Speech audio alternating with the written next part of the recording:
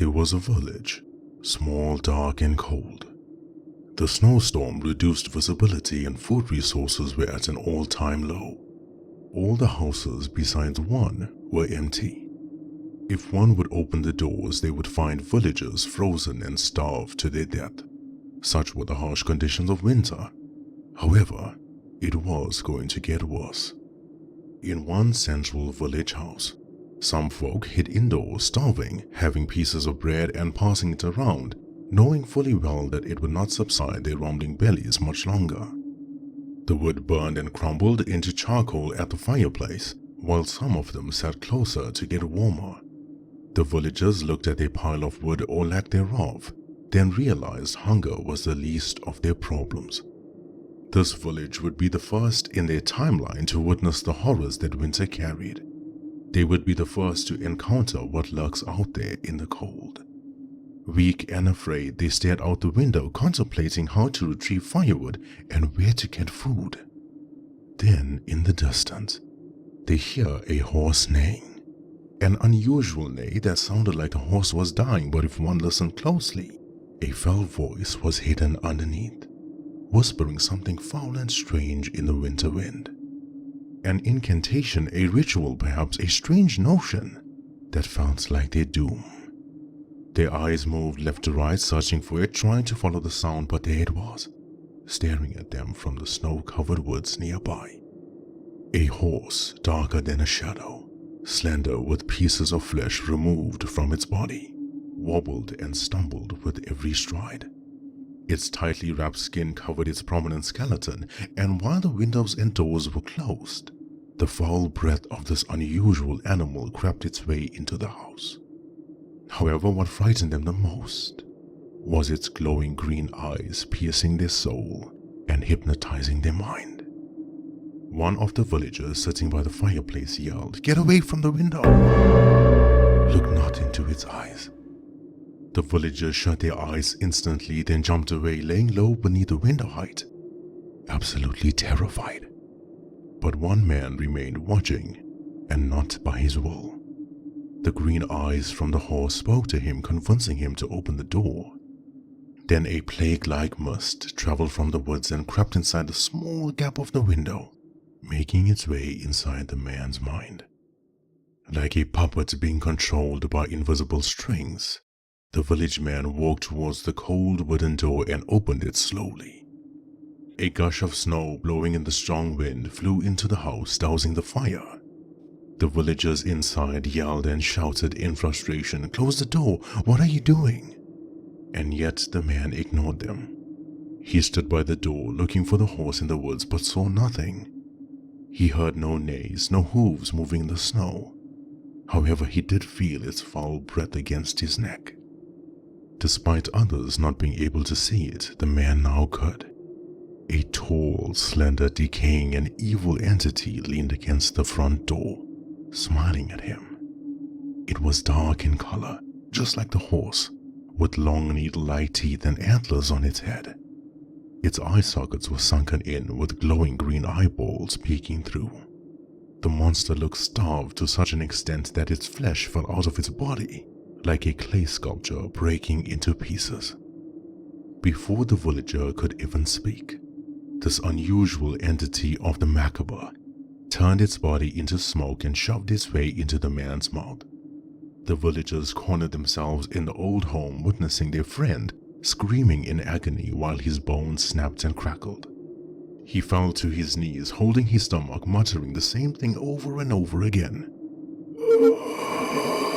"I'm so hungry. I'm just so hungry." His voice sounded different, like it was being shared with someone or something within. But when he picked his head up, he had glowing green eyes just like the horse and dark creature-like entity. His teeth were long like needles poking through his lips from not having enough space to fit in his mouth. He crawled on the wooden floor in an unnatural manner, as if there were no bones in his body. He made his way towards the people that he once knew but now never recognized. To him, they were his food. A few minutes, A few minutes of the most horrific sounds the village had ever heard. Flesh being chewed and ripped apart, organs being squashed and skin being torn. The man possessed by this evil cannibalistic entity rampaged his way to stop his hunger, which seemed to increase the more he ate. All that remained were their teeth, hair, finger, and toenails. The possessed man stood frozen, unable to remember anything that just happened, right before his neck turns 180 degrees, snapping and killing him instantly. Footsteps were then heard outside. Gentle, slow, struggling steps like someone dragging their feet in the snow. A woman's whisper travels in the wind, uttering a language that was heard by no human before, yet well known to the entity. And so it walked out the wooden house, tall, slender, dark and decaying, with blood and flesh dripping from its sharp teeth. Its glowing green eyes began lighting up like a traffic light. The entity walked towards the woman donned in a dark green hooded cloak, like the monster was a moth, and she was the flame. The hood never revealed much, just a glimpse of a face with torn skin and bones and foul teeth and maggots. She grabbed the dark entity-like creature like she was going to kiss the monster. Her mouth remained slightly opened as the souls of those devoured a few minutes ago traveled in a green mist from the monster's mouth to hers. Suddenly, the woman's facial features changed from bones to pale skin, and her appearance, though mostly hidden, seemed rather beautiful. The creature turned back into the horse, starved and depleted of energy, barely able to maintain its balance. But still the horse leans back, outstretching its front legs, and bows to the mysterious woman, serving her no matter the circumstances. Its eyes were still green, but one could not be sure if it was from the reflection of its master. Famine mounted her peculiar ghostly horse, then rides off into the distance, leaving only a trail of laughter that would haunt the village for as long as it stood.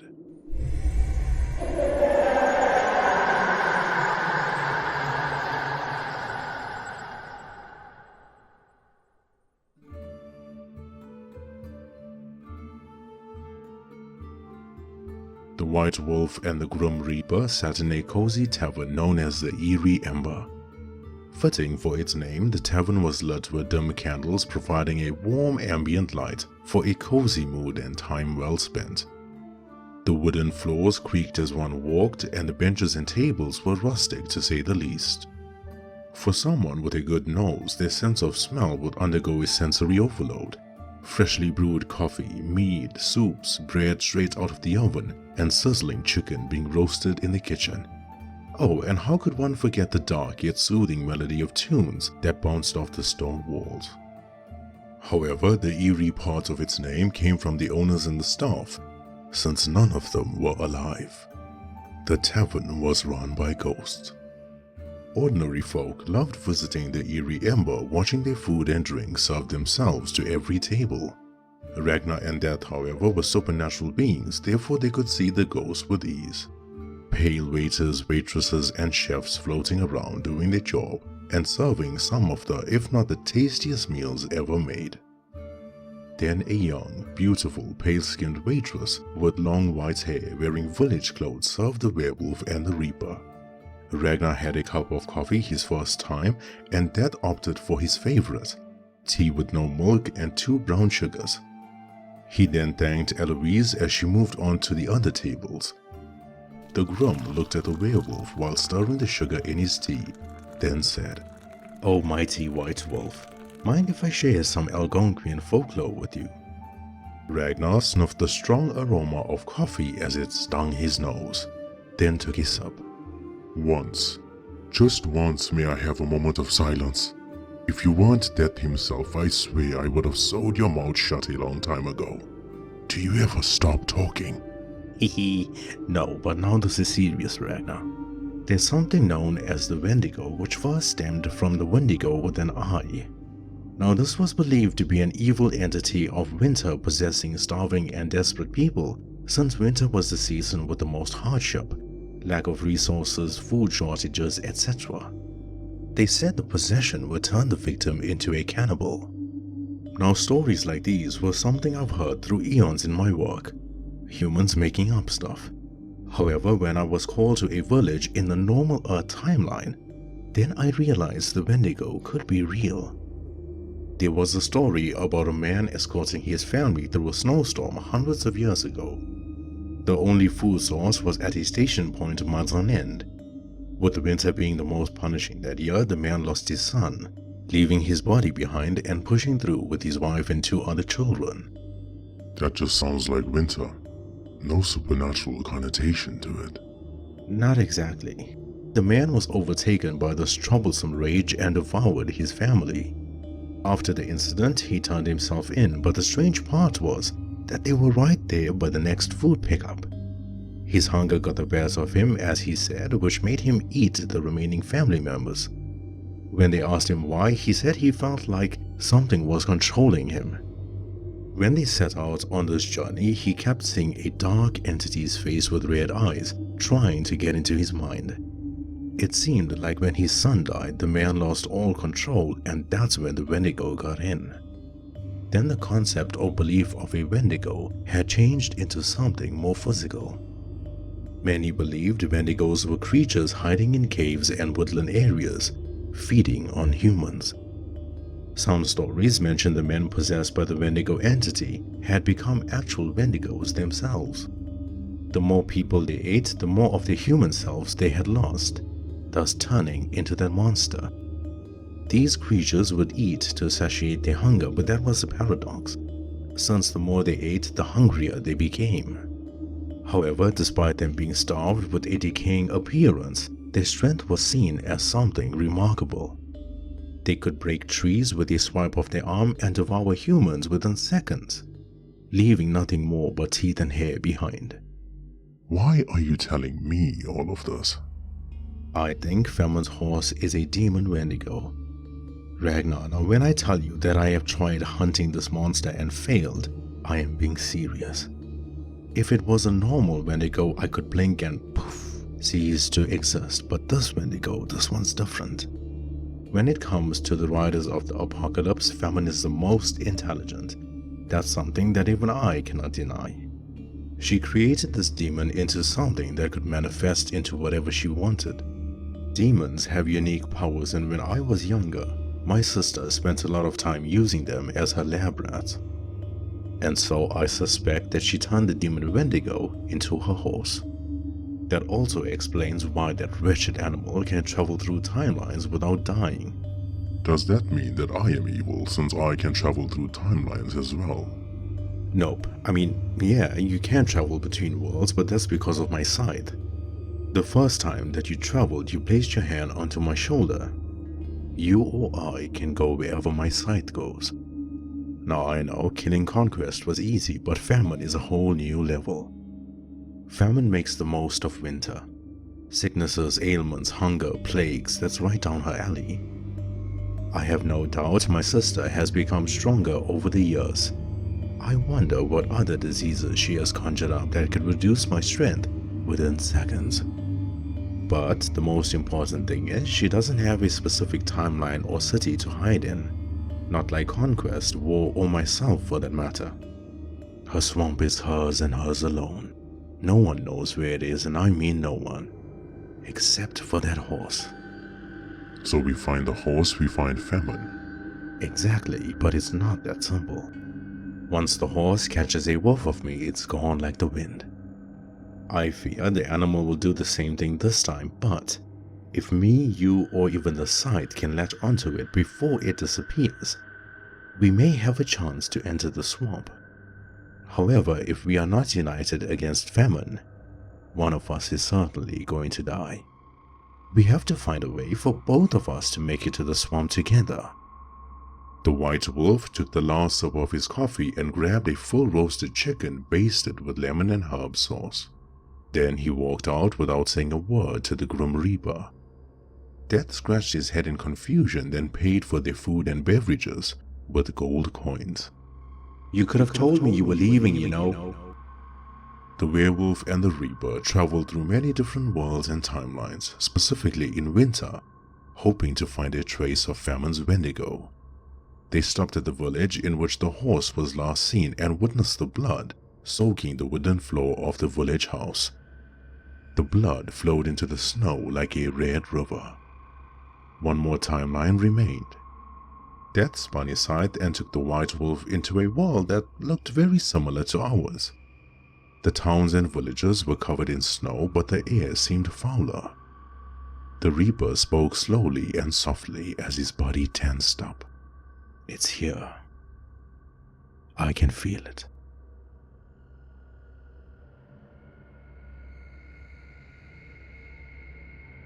What was this pressure felt by the Grim Reaper? He nor Ragnar said a word. Only the sound of the whistling wind cutting through the winter air, while wood crackled somewhere in the middle of the village. "Something doesn't feel right. This feels like a trap." Death's demeanor wasn't relaxed anymore. His jokes and snarky remarks were tucked away inside his hollow chest. The werewolf felt it too. There was no doubt the Wendigo was indeed in this village, but there was another presence nearby that felt far more terrifying than anything the White Wolf had faced thus far. "Let's keep moving," Ragnar said, crouching low as possible, trying not to be detected. The Reaper walked through the village, opening doors and peeking through windows, seeing lifeless bodies on the wooden floor frozen in snow. One house, just like the previous village Famine attacked, had folk inside sharing food and warmth for as long as they possibly could. Ragnar's snout traveled up and to the side. His nostrils widened with each snuff before he told the Reaper, "I have it scent." Death, however, was lost in thought, the same way he felt when Contreras lurked nearby in Arkborn. He frowned and tightened his grip on the scythe, knowing deep down in his soul something terrible was going to happen. The dark Wendigo entity hid in the shadows with only its green, glowing, piercing eyes, watching the werewolf and the Reaper. Its long, slender fingers with razor-sharp nails scratched the bark of the tree as the creature gave an eerie smile. Usually it was fearful of death, but this time the Wendigo couldn't leave. Not without feeding. Master's orders. Within the blink of an eye, the Wendigo vanished and made its way towards the occupied house. The White Wolf extended his massive right arm to the side, obstructing the Grim Reaper's path. Ragnar sniffed again while his ears moved like antennas, trying to pick up signal. "I have a plan." "Would you like to share that with— Hey, what the hell are you doing?" Ragnar the White Wolf stood in front of the village home in plain sight. Death yelled at him in a whisper for him to get away, but the werewolf never moved. He used his toe and drew a semicircle in the snow. The village folk inside the home, scared and cold, saw the monstrous werewolf standing outside. They backed away in fear, unsure whether this monster would devour them. They saw his red eyes, sharp fangs, and giant titan size. Ragnar tapped his long nail against the window, then told them he wasn't there to hurt anyone. "Whatever happens, none of you must leave. Food and warmth will be given to you shortly." Death was infuriated as he shouted, "So much for going unfucking noticed.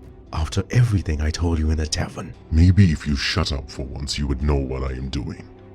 The Wendigo will not leave this village, at least not empty-handed. Of all the villages in all the worlds we saw, it chose this one. Why? Because it has more people, more to feed on. It's hungry. I can hear its stomach growling. How would it go back to Famine empty-handed?" Death never said anything, but he pondered to himself. This is what made Ragnar the White Wolf so formidable. He wasn't this big oaf of a monster with brute force that would smash anything in sight. Rather, he was calm, calculated, and knew how to approach any fight, despite not knowing his opponent's skill set. The Reaper knew that it still wouldn't be easy, but if Ragnar put himself into the firing line, Death would be sure to have his back. Before his thoughts had come to an end, the White Wolf flew against the wooden house, smashing his back hard against the window. The cold wind gushed through, sending an icy chill to the villagers. The werewolf got up to his feet and held his hand out to them. No, stay inside, it's okay. He turned to the Reaper, then said, Well, don't just stand there, did you see anything? Death remained quiet.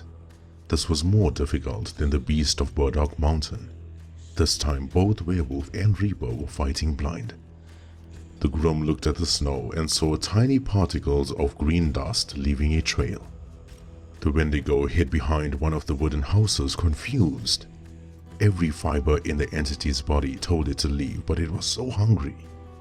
Then the Wendigo glanced at the broken window and smiled cunningly. It bolted towards the window, but it moved so quickly, the Wendigo seemed to be teleporting. Death looked at Ragnar and the werewolf gave a nod of agreement.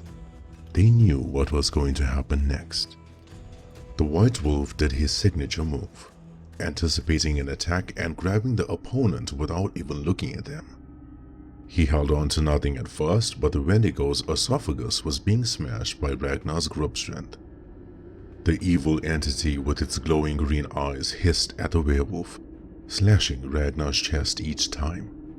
The White Wolf, however, never budged. Death quickly barged into the village home, spinning his scythe. He opened up a portal and told the people to go through. This would lead them to a village that had enough resources to survive the winter. Once they left and the portal closed, Ragnar threw the Wendigo through the window into the wooden house. Death grabbed the creature by its ankle and smashed it against every object that he could find. The Wendigo screeched and groaned in pain, being pummeled by the werewolf and the Reaper. They have worked together long enough to know how to coordinate their attacks. When one goes low, the other goes high. From a barrage of punches, elbows, kicks and knees, the Wendigo was unable to block a single attack from either of them. This creature became their punching bag, and with each hit, its existing decaying flesh was falling more rapidly than before. Finally, the Wendigo falls to its knees, defeated and unable to move. The Grim Reaper walked towards it and grabbed its jaw, looking deep into its green, glowing eyes. He said, "I knew you were a demon. My sister was smart enough to turn you into a Wendigo." Death placed his right hand underneath the jaw of the Wendigo while his left hand was on the top of its head. Just before Ragnar could blink, the Reaper snapped its neck so hard its head was ripped off its body in the process. Ragnar kicked the head into the fireplace as both Werewolf and Reaper watched the Wendigo's head and body burst into flames. Now, the next few moments happened within a few seconds, but the Reaper witnessed it in slow motion. He smirked at Ragnar, celebrating their victory. "Nice one, Werewolf, if it wasn't for you." No. Famine teleported inside the wooden house and punched a hole through Ragnar's stomach. She lifted the werewolf up with one arm, while blood poured out profusely. In pain and torment, the werewolf tried taking swipes at her with his razors for claws, but he couldn't land any on her. Death leaped towards both of them, summoning his scythe by reaching out his hand. The weapon moved like a magnet was pulling it, making its way to the Reaper's hand before he grabbed the handle tightly. He saw Famine giving him an eerie smile, showing her rotten teeth and decaying face. He threw the scythe with all his might, watching the weapon spin and move horizontally, hearing the steel blade slicing through the air, making its way to Famine's head. But he was too late. Famine had vanished into thin air, not only taking along the White Wolf, but the Reaper's scythe with her. "You or I can go wherever my scythe goes,"